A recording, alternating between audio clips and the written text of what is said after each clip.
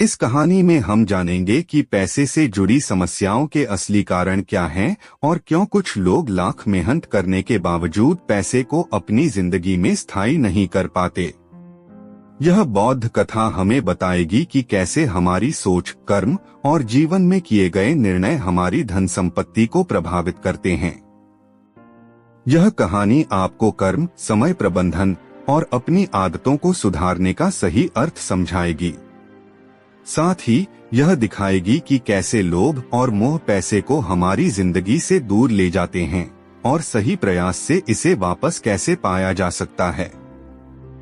यह कथा आपके जीवन को सकारात्मक दिशा देने के साथ साथ आपको आत्मचिंतन के लिए प्रेरित करेगी।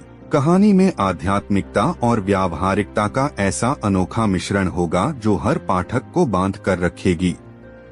क्या आप तैयार हैं इसे पढ़ने और समझने के लिए कि पैसा केवल मेहनत से ही नहीं बल्कि सही दृष्टिकोण और सही सोच से भी आता है। यह कहानी शुरू करने से पहले आपसे निवेदन है कि अगर वीडियो पसंद आए तो चैनल को सब्सक्राइब और लाइक कर दीजिए ताकि इस प्रकार के ज्ञान से भरी वीडियो आप तक सबसे पहले पहुंचे। तो चलिए इस कहानी को शुरू करते हैं। बहुत समय पहले बोधगया के पास एक गांव में विनय नाम का एक किसान रहता था। विनय मेहनती था, लेकिन वह हमेशा दुखी रहता था क्योंकि उसका मानना था कि वह कितना भी काम करे धन उसके पास नहीं टिकता। उसकी पत्नी उसे अक्सर समझाती कि संतोष सबसे बड़ा धन है, लेकिन विनय हमेशा शिकायत करता रहता। एक दिन गांव के बौद्ध भिक्षु महात्मा सारिपुत्र गांव में आए। विनय ने अपने कष्टों की सारी बातें महात्मा जी को सुनाई। उसने कहा, गुरुदेव, मैं बहुत परिश्रम करता हूँ, लेकिन मेरे पास पैसा नहीं आता। ऐसा क्यों? महात्मा ने मुस्कुराते हुए विनय को जंगल में एक विशेष गुफा पर आने को कहा। गुफा पर पहुँचने पर उन्होंने उसे एक अनोखा पत्थर दिखाया और कहा, यह जादुई पत्थर है। इसे जहाँ भी रखोगे वहाँ सोना उग आएगा। पर याद रखना, इसे लोभ से दूर रखना, वरना इसका असर खत्म हो जाएगा। विनय खुश होकर पत्थर लेकर घर लौटा। उसने पत्थर को अपनी खेत में रखा और अगले ही दिन खेत सोने से चमक रहा था। विनय धनवान बन गया और गांव का सबसे धनी आदमी कहलाने लगा। लेकिन धन मिलने के बाद विनय बदल गया। उसने अपनी खुशहाली से संतोष करने के बजाय और अधिक चाहना शुरू कर दिया।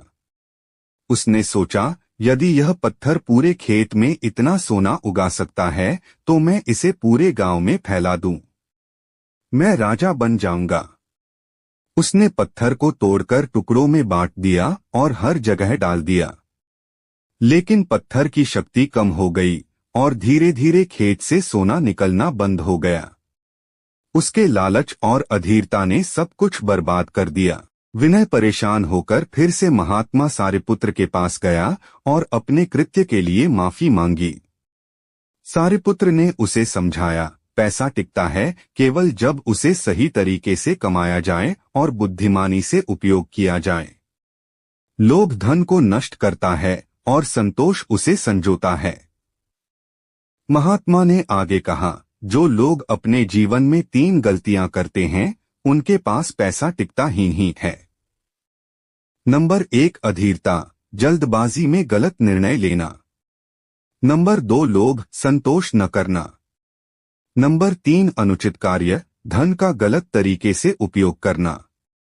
विनय ने इस शिक्षा को अपने जीवन में अपनाया। उसने समझा कि पैसा महत्वपूर्ण है, लेकिन उससे भी महत्वपूर्ण है संतोष और सही कर्म।